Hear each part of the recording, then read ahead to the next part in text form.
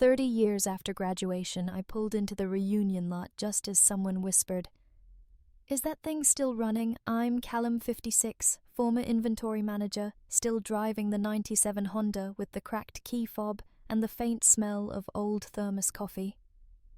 Ever had a night where the past knocks louder than the present? I hadn't been back to Ashbourne High since the day we graduated. 30 years slipped past like fog on train tracks. Yet there I was, easing my tired old Honda Accord into a spot at the far edge of the school parking lot engine, wheezing like a pensioner climbing stairs. I killed the ignition and sat still for a beat, hands resting on the frayed leather of the steering wheel.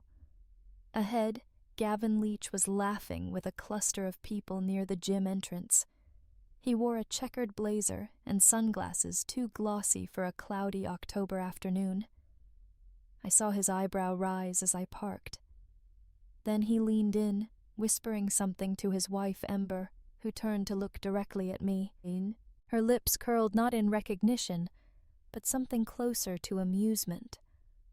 The chrome on my rearview mirror had long since peeled, leaving a dull ring like old gum on pavement. I hadn't thought twice about it until Ember's glance found it. She gave a theatrical wince, smoothed her silk scarf, and said loud enough to reach me, "Well, at least it made it this far." Yeah, it did. I stepped out, adjusted my collar, and closed the door with the usual click-thunk that never quite aligned. Leaves crunched underfoot, red, gold, stubborn green. The air had that kind of chill that seeps into your knees and reminds you you're not 20 anymore. Inside the gym, the fluorescent lights buzzed overhead like insects caught in glass.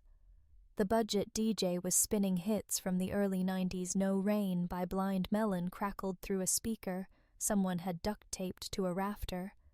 Banners hung crookedly, one reading, "Welcome back, class of 92 in Comic Sans." A woman I barely remembered hugged me and asked if I still played guitar. Someone else patted my back and said, "Rail yard's still treating you okay? I hadn't worked there since 2009. But I nodded and smiled. Then Gavin found me. "Rourke," he boomed, clapping my shoulder with all the sincerity of a used car warranty. "Still got the old Honda, huh, classic." He gave a stage wink to the group around him. Ember sipped something pale and effervescent from a champagne flute. "I figured we'd see you tonight," she said. Someone had to keep the average net worth from skyrocketing. Their circle laughed. The laughter wasn't cruel exactly, just calibrated. They started riffing on top 10 reunion rides, assigning fake rankings to the Teslas, Porsches, and Bentleys outside. My Honda, that vintage workhorse, was given the gold. Gavin even mimed a little trophy ceremony. I excused myself and wandered toward the drinks table. The punch tasted like cherry soda that lost a fight with ginger ale. I tried a cheese cube, but it had that sweaty texture that made you question your choices. In the corner, a slideshow looped faded yearbook photos. There I was, 5th row, 3rd from the left, same squint, slightly less forehead. I couldn't watch for long. That kid had plans. The evening blurred into a familiar routine of shallow questions and deeper silences. I made mental notes of who'd had hair transplants, who was pretending to like their spouse, who was genuinely kind despite success. I didn't find many in that last category. Then the microphone whined. Gavin held a flute aloft. To progress, he said, smiling broadly, and perseverance. His gaze found me across the gym as he emphasized the word. A few people clinked glasses. I set down my drink. The gym felt too tight. The air had grown humid, almost sour. I stepped outside, letting the cool night slap my cheeks back into place. The parking lot had thinned. Street lamps flickered orange halos onto the cracked asphalt. That's when I saw him leaning against a dark sedan near the edge of the lot. He wore a charcoal coat and didn't move much, just watched. His hair was shorter, flecked with gray, but the stillness was familiar. Silas Truenorth. We hadn't spoken in decades, but even from 20 yards away, I knew that posture, the way he anchored himself as if holding ground others couldn't see. I didn't wave. Neither did he. But in that moment, with Gavin's champagne toast still echoing behind me and the chrome on my mirror catching the faintest flicker of light, I felt something shift. Not loudly, just enough. Silas nodded. Just once. No smile, no wave. But it landed like a pebble dropped into a still pond, small, quiet, but something inside me rippled. That simple gesture pulled open a door I hadn't stepped through in decades. The gym behind me hummed on, oblivious. Laughter rolled out from the walls, shallow and glossy like vending machine soda. I turned back inside, where the reunion had dissolved into pockets of nostalgia and posturing. I passed the hallway bulletin board on the way back in. A yellowed class photo had been pinned there, warped at the corners. Someone had tried to laminate it years ago. Heat bubbles marred the faces. My own 17-year-old self stood at the edge of the back row, partly cropped out, as if even the photographer had forgotten me. Inside, the pizza had gone cold. The crusts curled slightly, lying abandoned on paper plates with congealed cheese. Warm soda sweated in styrofoam cups. The name tags had begun to peel from everyone's lapels, the adhesive giving up against the damp gym air. Mine hung sideways, half-folded, like it was too tired to explain who I was. In the memorabilia corner, someone had laid out yearbooks and trophy photos. I found my senior book and flipped through the familiar pages. My name was misspelled Callan Rourke. No one had ever bothered to fix it. I smiled wryly. Maybe it was always meant to be a placeholder. A voice behind me piped up. "Hey, anyone set up that GoFundMe for Rourke's ride yet?" Gavin again. Ember laughed too loudly, though her eyes never left her phone. A few others chuckled, mostly from reflex. I didn't turn around. I let the page fall shut, tracing a faint crease where someone had once dog-eared it. A loose photograph fluttered out. It was from sophomore year cafeteria table. Silas sat alone in the corner, a brown paper bag untouched in front of him. I remembered that day. His hand had a bandage on it. The other kids had made space around him like he carried mold. I had 2 peanut butter sandwiches, and I gave him 1. No ceremony. No thank you. Just one of those acts that happen and vanish like breath in cold air. Back in the present, Silas sat near the punch bowl, head down, scrolling something on his phone. He looked up just once, not at anyone. No one talked to him. No one even noticed him, really. Like a ghost who'd been mistakenly invited. I watched him for a while, then turned back toward the main floor. The DJ called out, "All right, folks, ready for a little fun." Presenting the Then versus Now slideshow, featuring the life winners of Ashbourne High Class of '92. The screen lit up. Side-by-sides flashed by Gavin in a football jersey, now in front of a 3-car garage. Ember holding a track trophy, now sipping champagne on a yacht. Others followed lawyers, doctors, influencers with podcast logos and blurry brand deals. I waited, slide after slide. Then came the class photo again. But this time it panned just enough to the left to leave me off screen. Again. No one noticed I was missing. The applause was polite but thin. I found my jacket and slipped out the side door. The cold hit me differently this time, cutting immediate. A sharp wind had picked up swirling leaves around the base of the lampposts. I made my way back to the Honda. Something felt off. The driver's side door was slightly ajar, just enough to rattle. I froze.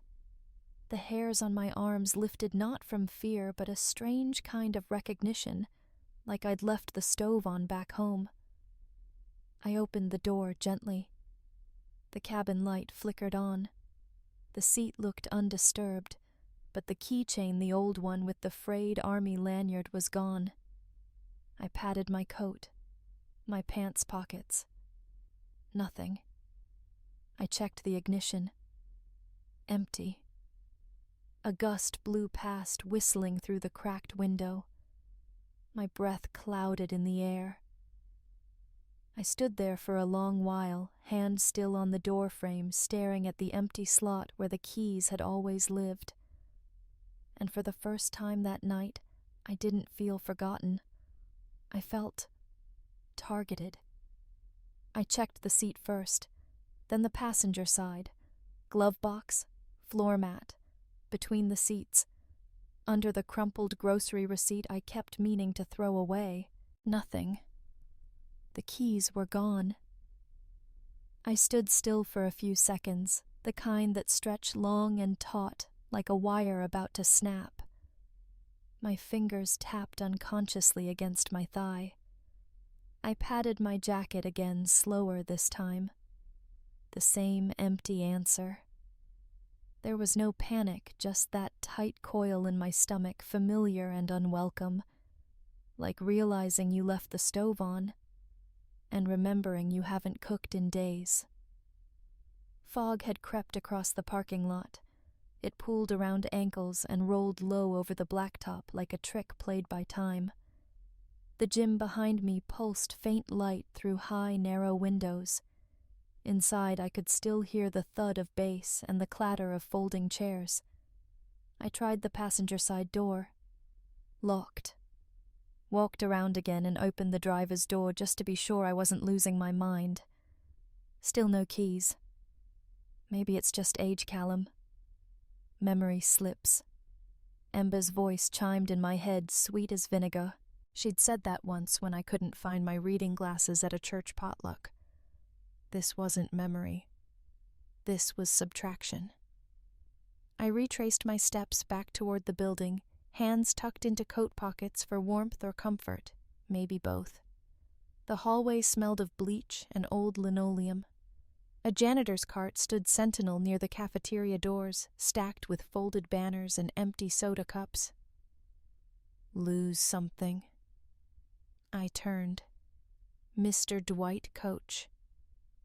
Dwight technically stood there with a box of leftover cupcakes.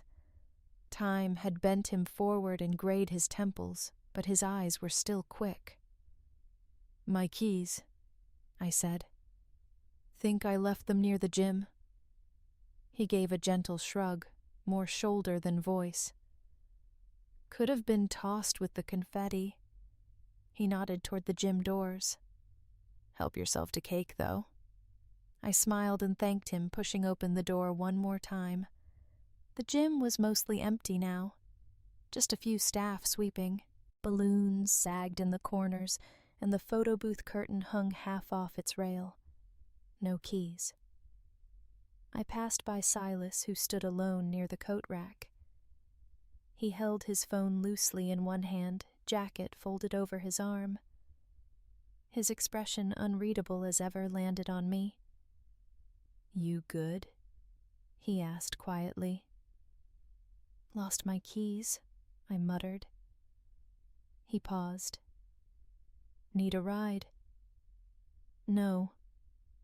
Thanks." He nodded once. Just once. Like before. And turned back toward the door. I stepped outside again. The fog was thicker now. The air felt close, damp, a soft weight pressing in. I walked back to the Honda more slowly this time. Something about the evening had shifted not in a dramatic way, but subtly, like a hallway light flickering before it dies. That's when I saw it. A small white envelope tucked under the driver's side wiper blade, unmarked.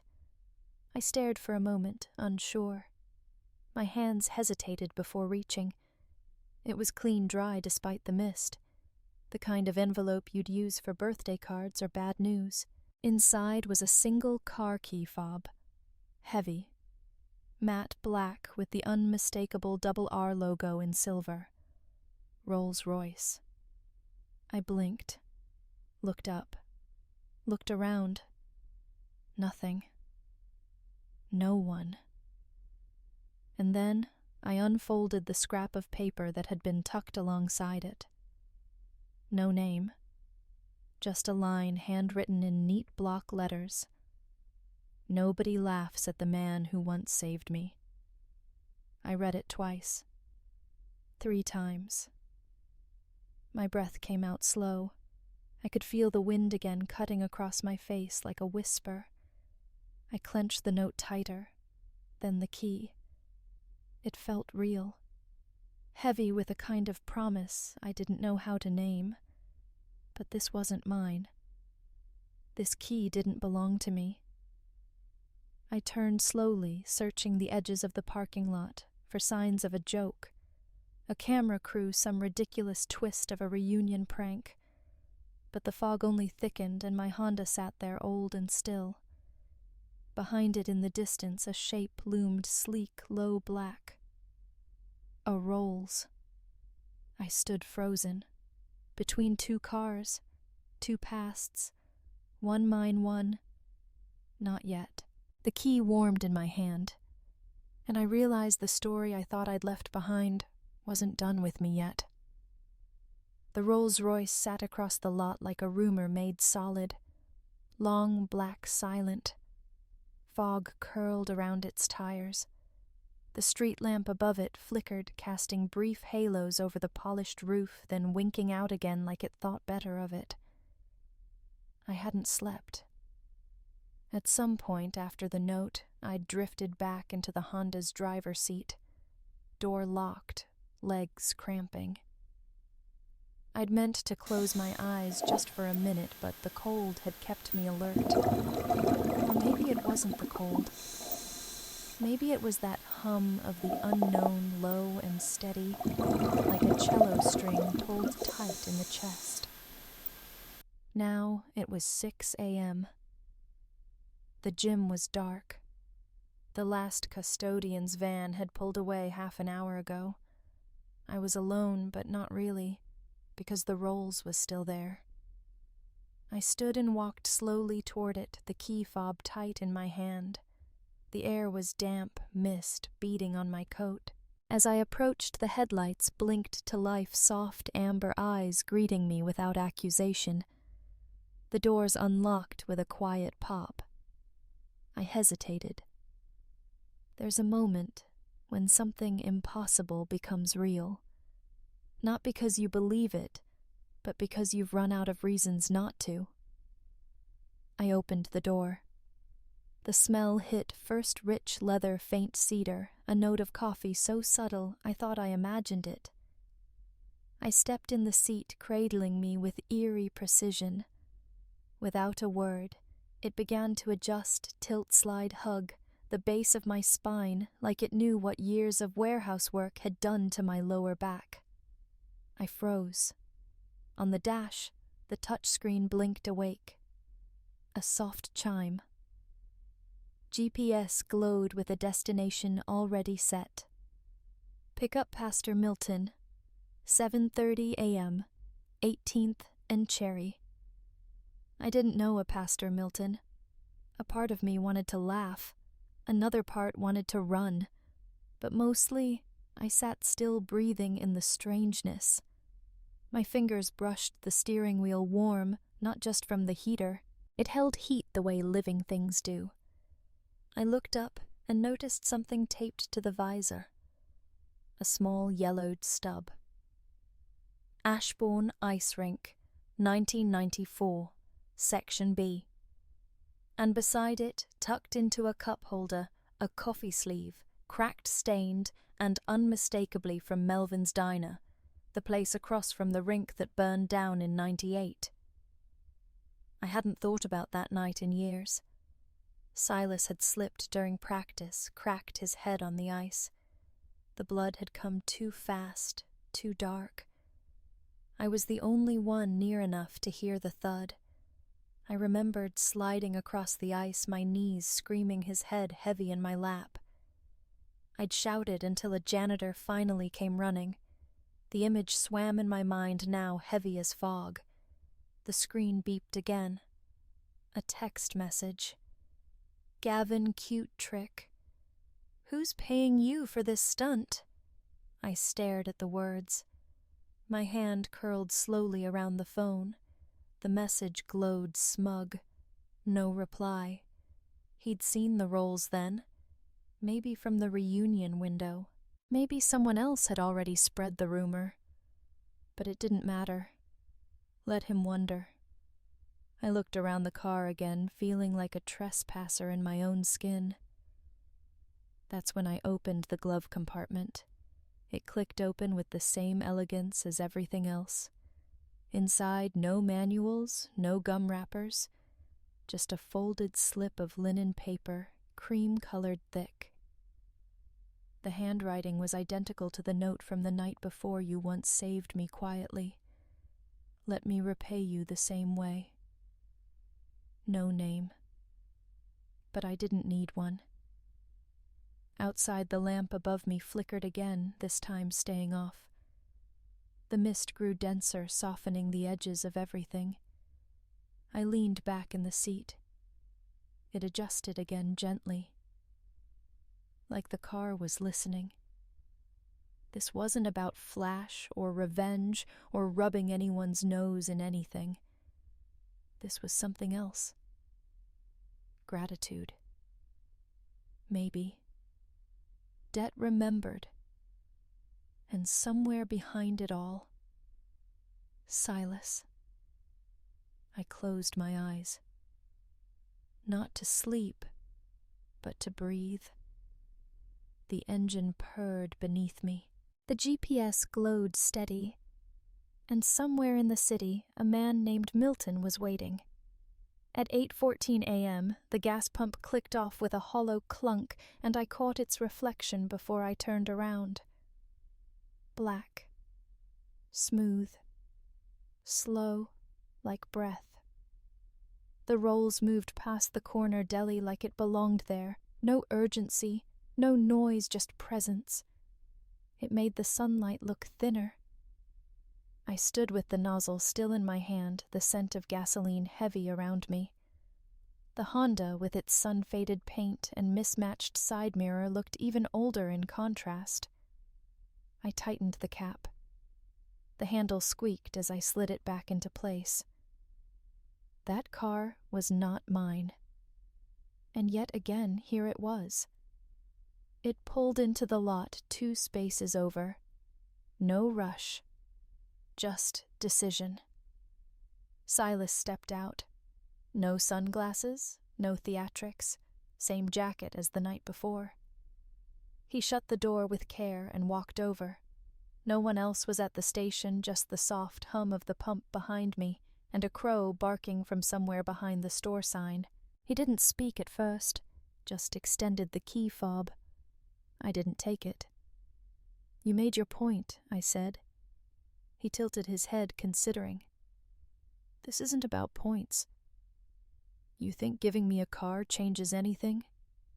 He looked down at the pavement. No, he said. I think it finishes something. I sighed. It's too much. Silas nodded slowly. It's not charity. It's closure. I didn't answer. From the corner of the lot, movement caught my eye. Bright shirts, sunglasses, name tags. The reunion group had started gathering under the old water tower for the group photo. Some carried disposable coffee cups, others small tote bags with Ashbourne Class of '92 printed in gold letters. And then I saw Gavin. He'd spotted us. His smile was already set, practiced like a weather anchor on morning TV. "Oh, look," he called across the lot. "The prince arrives on a chariot. And who's the footman?" Laughter thin and nervous rippled from a few classmates. Ember trailed a step behind Gavin, eyes scanning her phone like she wished she could pixelate herself out of the scene. Gavin stepped forward, raising his voice. "Nice PR stunt, Silas. Who's paying who here?" Callum finally sell the soul he couldn't pawn in high school. I stiffened. Silas remained perfectly still. Then he spoke, not loud but clear enough for everyone under the tower to hear. "Callum once saved my life when no one noticed." The breeze caught the class banner above us, snapping it once. "Ashbourne '92, built to last, then letting it fall limp again." Silas continued. "I was bleeding out on the rink, and everyone else had left. He stayed. He yelled for help. He gave me his scarf. No teachers, no awards, no picture in the yearbook." Gavin scoffed. "Cute! Got a receipt for that." Silas turned to the group. "Any of you remember it?" A long pause. One of the women, Janelle, maybe shifted her feet. Ember looked away. The phones lowered a few inches. Nobody spoke. The silence stretched, long enough to become its own answer. I felt my heartbeat in my ears. Not racing, just steady. Loud, because there was nothing to hide behind anymore. Gavin looked around, waiting for someone to laugh. When no one did, his grin faltered just slightly. I looked at Silas. He wasn't looking at me. Just standing there, key still in hand, the car behind him humming faintly as if holding its breath. That's when I understood. This wasn't about reward, or revenge, or theater. It was about putting something down, finally, publicly. Not for credit, but for weight, for gravity. Silas took one step forward. I took the key. No one clapped, but no one laughed either. We sat across from each other at Gracie's Brew, the small cafe off Main that hadn't changed much since my mother used to bring me here after her night shifts at the hospital. Same rickety tables, same hand-lettered chalkboard menu, and the same chipped green mugs that once made me feel grown up. Rain tapped against the window, the kind that didn't rush but settled, soaking the world quietly without drama. Between us sat 2 mugs and a box. Silas hadn't spoken much since we entered. He'd nodded at Gracie, who blinked twice before pretending not to recognize him. She brought us black coffee without asking. Still remembered how I liked it burnt and plain. He slid the box toward me. I opened it slowly. Inside, nested on an old flannel scrap, was a mechanical pencil. Gray, plastic, chewed at the end. I blinked. "Your name's scratched on the side," he said. "Just barely." I turned it over. There it was, Cial, etched with a compass needle right above the rubber grip. I used to lend this out." "You gave it to me," he said. "Sophomore year. I'd forgotten mine." "You didn't say anything. Just handed it over like it wasn't a big deal." I remembered the hallway more than the moment how cold the lockers felt in October. "There was a sandwich, too," he added. "That I remember." "You didn't ask questions. I just hated seeing someone go hungry." "That's not nobility." "That's decency," he finished. "But do you know how rare that was back then?" I looked down at the pencil again. I wasn't trying to be rare. I just wanted to get through the day. He leaned back. and you helped someone else get through theirs. We sat for a while. The bell over the door jingled once or twice, but we didn't look up. The hum of the espresso machine filled the silence with warmth. Finally, I said, "The Rolls." "I can't keep it." Silas tilted his head. "I mean, I won't," I clarified. "But I have an idea." He folded his hands, waited. "I want to sell it. The proceeds, we could start a local ride service. For elderly residents, single moms, whoever needs help getting to medical appointments, grocery stores. Partner with the church, maybe the community center. Keep it small, but real." Silas didn't speak right away. Then he smiled, not wide, but full. "That's why you deserve it," he said. "You'd never keep it." I let out a breath I hadn't realized I'd been holding. My phone buzzed in my jacket. Voicemail. A reporter. Probably someone from the local paper or a click-hungry blogger who'd sniffed out Rolls Royce reunion redemption. I didn't listen to it. Instead, I looked around the cafe. The faded flyers, the stack of sugar packets, the receipt pinned near the register with a photo of Gracie from '94. She'd kept it up there all these years. "You remember this place?" I asked. "I remember you bringing me here after the ice," Silas said. "Your mom paid for both our breakfasts. She didn't even ask what happened." I smiled. She figured if someone bled on my jacket, they earned a grilled cheese. Outside, the rain had slowed to a drizzle. That soft kind that made asphalt shine like glass. Through the fogged window, I spotted a rideshare van pulling up along the curb. A young girl climbed out first, couldn't have been more than 10. She walked around to the other side, opened the door, and tried to help an elderly woman out. Her tiny arms were wrapped under the woman's elbow. She strained, careful, determined. Silas followed my gaze. "See," I said. "That's who it should help. People like them." He nodded once. We didn't need to toast, or take a selfie, or write a press release. We just needed to act. The first day I drove for keys of kindness, my hands trembled more than they ever had in combat zones, job interviews, or even when Ember asked if I still lived near the rail yard. Not from fear. From weight. The kind of weight that makes your fingers hyper-aware of the steering wheel of the cold vinyl seat of the lanyard looped through a newly issued badge that read, "Volunteer Driver, 001. The snow had started early that morning. Nothing heavy, just enough to dust the windshield and outline the cracks in the parking lot outside the old train depot we now called our office. The train hadn't run through Ashbourne in a decade, but people still came. To the clinic across the street, to the post office 2 blocks down. And now to us. Keys of Kindness wasn't flashy. 1 van, 2 folding chairs inside the depot.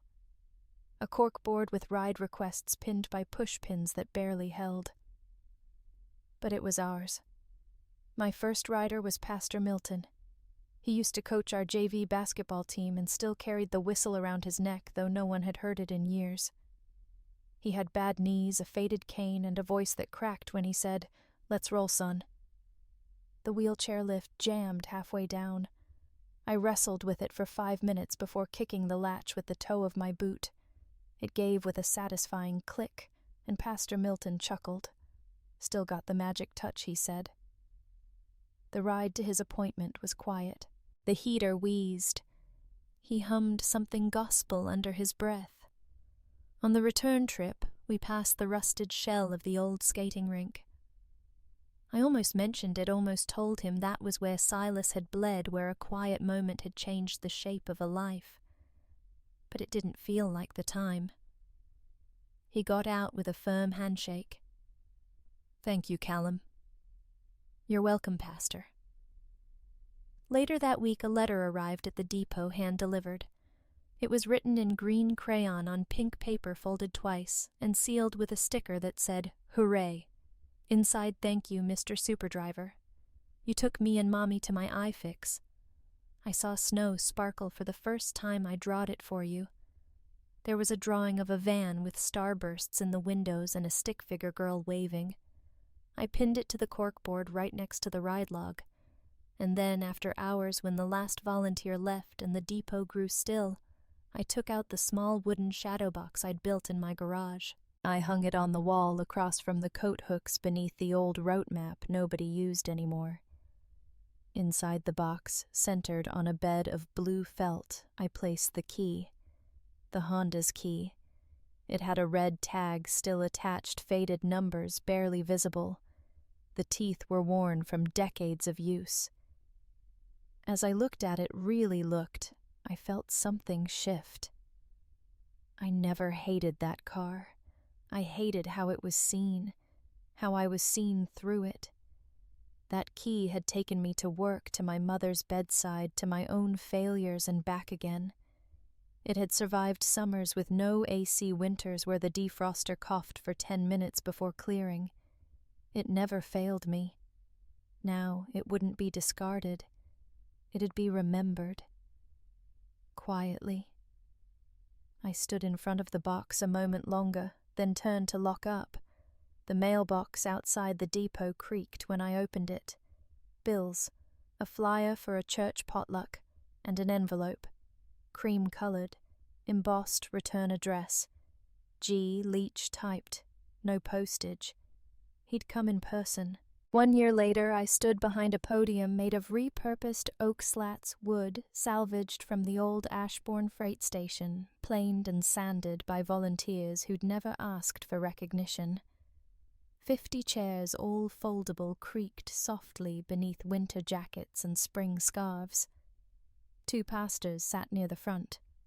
1 child wiggled in her seat, whispering to a woman with a headscarf. No parents were present.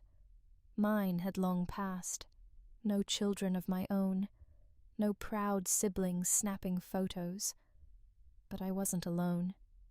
On the wall behind me hung a hand-lettered quote on faded cardstock. People won't remember your name, just what you gave them. My mother kept that taped to our fridge through every eviction, every new rental, every whispered prayer over boxed mac and cheese. I adjusted the mic. It squealed once, then settled. I didn't think I'd be here.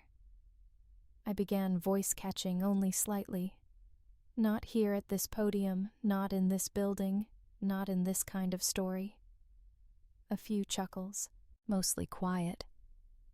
This place, I continued, started with a single ride. Just one. And it didn't even go smoothly. The lift jammed. The wipers stalled. The heater was stubborn. But we got there. I told them about Pastor Milton, about Lily's crayon letter, about the van's misaligned side mirror that made every turn feel like a leap of faith. I didn't tell them about Gavin, or the reunion, or the champagne toast with the wink. That wasn't this room's story. This room was built for what came after. I paused, picked up a small case from the side table. Inside it sat a mechanical pencil. Gray. Plastic. Chewed. This, I said, holding it up, was given to me 30 years ago. Or maybe I gave it to someone. We're still debating. A ripple of soft laughter.